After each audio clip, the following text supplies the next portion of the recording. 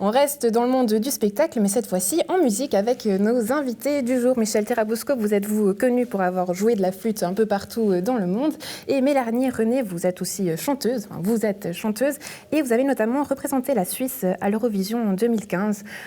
Vos deux parcours se sont rassemblés, on va en parler tout à l'heure, mais on va commencer par vous, Michel, puisque jeudi 24 novembre, à la salle de la Colombière à Nyon, vous présentez un spectacle musical en compagnie de Stéphane Mayer. Paraît que vous êtes surexcité. Hein. Heureux, surtout. C'est vrai que c'était un grand rêve pour moi de présenter quelque chose de nouveau un petit peu après 25 ans de concerts, classiques, musique sérieuse. Là, rien ne se passe comme prévu, c'est cocasse, c'est drôle.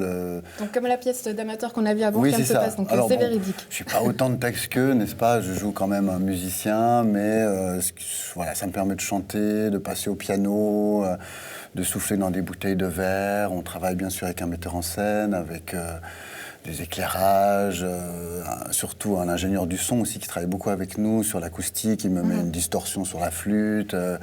Non, n'en dites pas plus, Michel. Voilà, je vous propose qu'on regarde quelques images à la maison, comme ça vous avez aussi une petite idée.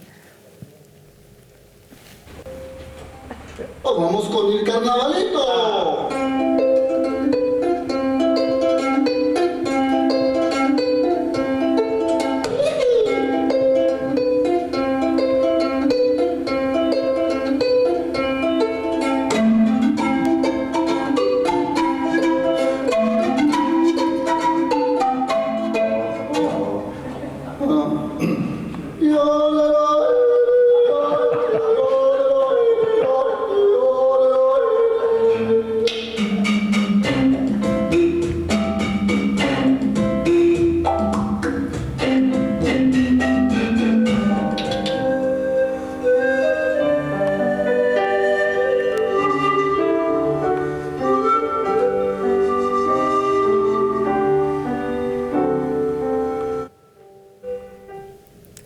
Alors on vous voit sous toutes vos facettes, Michel, mais pourquoi avoir fait ce spectacle un peu plus complet? C'était pour rendre la flûte un peu plus sexy, allez, disons-le. Oui, c'est vrai, tout à fait.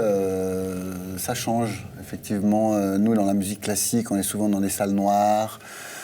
C'est sérieux. Alors là, voilà, on rit. Effectivement, j'ai envie de... Je suis curieux, j'adore le théâtre. J'ai eu une expérience déjà en 2006 avec un magnifique comédien au théâtre Caval à Genève. Et puis voilà, il me manquait toujours un petit peu quelque chose dans ces concerts classiques. Un texte, une chanson, puis de rigoler, quoi, d'être détendu, ça fait du bien. Vous parlez de classique parce que c'est vos origines, c'est comme ça que vous êtes tombé dans le monde de la musique. Oui, bien voilà, j'ai fait une formation classique au conservatoire. C'est des années de travail, bien sûr. Aujourd'hui, on peut dire que vous avez fait le tour du monde, notamment grâce à la musique, vous avez joué un peu partout, mais ça n'a pas été très simple, notamment au début à cause de votre handicap, mais aujourd'hui vous êtes épanoui. Qu'est-ce que la musique, quel rôle elle joue aujourd'hui, la musique dans votre vie? Beaucoup de choses, bien sûr. Elle m'a donné un métier, elle m'a permis de voyager, de rencontrer des gens formidables. C'est vrai que cette flûte de Pan m'a sauvé la vie. On n'a pas besoin d'utiliser des doigts pour en jouer. La première fois que j'ai reçu cette flûte de Pan, j'avais 7 ans. Mon père est arrivé à la maison et puis tout de suite, je l'ai apprivoisée. C'était une urgence pour moi, vraiment. La musique, c'est une grande vibration. C'est une thérapie. C'est extraordinaire, en fait. On offre tellement de choses à travers la musique. C'est un langage international. Tout le monde peut le comprendre. On est un peu des ambassadeurs de la beauté dans ce monde. Un langage que vous partagez, justement, oui, c'est très beau, aujourd'hui avec Mélanie, parce que vous êtes rassemblés autour d'une musique. Qu'est-ce qui vous a plu chez Mélanie?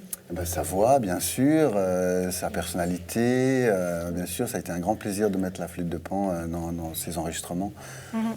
Donc justement, Merci. le plaisir est partagé, voilà.